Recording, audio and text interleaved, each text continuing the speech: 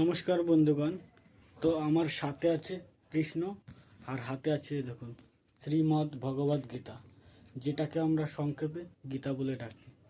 তো আজ আমি আপনাদের সাথে গীতার প্রথম অধ্যায় বিষাদ যোগের দ্বিতীয় শ্লোকের অনুবাদ এবং তার তাৎপর্য নিয়ে আলোচনা করব। তো শুরুতেই বলে রাখি যে এই ভিডিওটি কোনো ভ্রমণের ভিডিও বা ট্যুর ভিডিও নয়, এখানে দেখার মতো কিছুই নেই। এখানে এই ভিডিওটিতে শুধুমাত্র শোনার আছে আর বোঝার আছে। তো শুরু করছি দ্বিতীয় শ্লোক। দ্বিতীয় শ্লোকটিতে বলা হয়েছে দৃষ্টা তু পাণ্ডবা নিকং বুড়ং দুর্যোধনস্তদা আচার্য মু প সংঘম রাজা বচন নম ব্রবৃত। তো অনুবাদ হচ্ছে, সঞ্জয় বললেন, হে রাজন, পাণ্ডবদের সৈন্যসজ্জা দর্শন করে রাজা দুর্যোধন দ্রোণাচার্যের কাছে গিয়ে বললেন। তাৎপর্য: ধৃতরাষ্ট্র ছিলেন জন্মান্ধ। দুর্ভাগ্যবশত তিনি পারমার্থিক তত্ত্বদর্শন থেকে বঞ্চিত ছিলেন। তিনি ভালোভাবেই জানতেন যে ধর্মের ব্যাপারে তার পুত্রেরাও ছিল তার মতোই অন্ধ, এবং তিনি নিশ্চিত ছিলেন যে তার পাপিষ্ঠ পুত্রেরা পাণ্ডবদের সঙ্গে কোনো রকম আপোষ মীমাংসা করতে সক্ষম হবে না, কারণ পাণ্ডবেরা সকলেই জন্ম থেকে অত্যন্ত ধর্মপরায়ণ ছিলেন। তবুও তিনি ধর্মক্ষেত্রে কুরুক্ষেত্রের প্রভাব সম্বন্ধে সন্দিগ্ধ ছিলেন। অর্থাৎ ধৃতরাষ্ট্র জন্ম থেকেই অন্ধ ছিল, দেখতে পেতেন না, এবং শুধু তাই নয়, জন্মের দেখতে না পাওয়ার অন্ধ হওয়ার সাথে সাথে তিনি ধর্মের ব্যাপারে অন্ধ ছিলেন। অর্থাৎ ধর্মের ক্ষেত্রে তুমি কিছু বুঝতেন না, অধর্মের পথে তিনি চলতেন, এবং তিনি এটাও জানতেন তার পুত্রেরাও তার মতো অধর্মের পথে চলে এবং ধর্মের বিষয়ে পুরোপুরিভাবে অন্ধ। কিন্তু তিনি এটাও নিশ্চিত ছিলেন যে তার যে পাপিষ্ঠ পুত্ররা যারা, তারা এই যুদ্ধ থামানোর জন্য, কুরুক্ষেত্রের যুদ্ধ থামানোর জন্য পাণ্ডবদের সঙ্গে কোনো আপোষ মীমাংসা বা আলোচনা করবে না, কারণ তারা সে করার মতো মানসিকতাই নেই। এবং এক্ষেত্রে বলা যায় যে শ্রীকৃষ্ণ যুদ্ধক্ষেত্রে পাণ্ডবদের সঙ্গেই ছিলেন।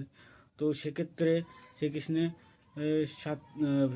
সেক্ষেত্রে পাণ্ডবদের সঙ্গে শ্রীকৃষ্ণের থাকাটাও একটা চিন্তার বিষয় ছিল। তাই তিনি এই যুদ্ধের ব্যাপারে ভীষণ চিন্তিত হয়ে পড়েছেন, আর তার জন্যই তিনি সঞ্জয়ের কাছে জানতে চেয়েছেন যে যুদ্ধের ক্ষেত্রে পরিস্থিতিটা কেমন রয়েছে।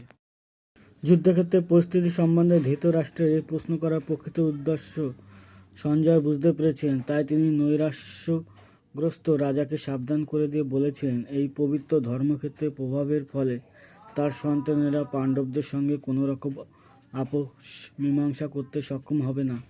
সঞ্জয় তখনই ধৃতরাষ্ট্রকে বললেন যে তার পুত্র দুর্যোধন পাণ্ডবদের মহৎ সৈন্যসজ্জা দর্শন করে তার বিবরণ দিতে তৎক্ষণাৎ সেনাপতি দ্রোণাচার্যের কাছে উপস্থিত হলেন।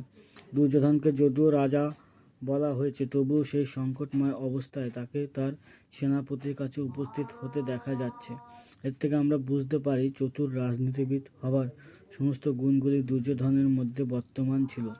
কিন্তু পাণ্ডবদের মহতী সৈন্যসজ্জা দেখে দুর্যোধনের মনে যে মহাভয়ের সঞ্চার হয়েছিল, তা তিনি তার চতুরতার আবরণে ঢেকে রাখতে পারেননি।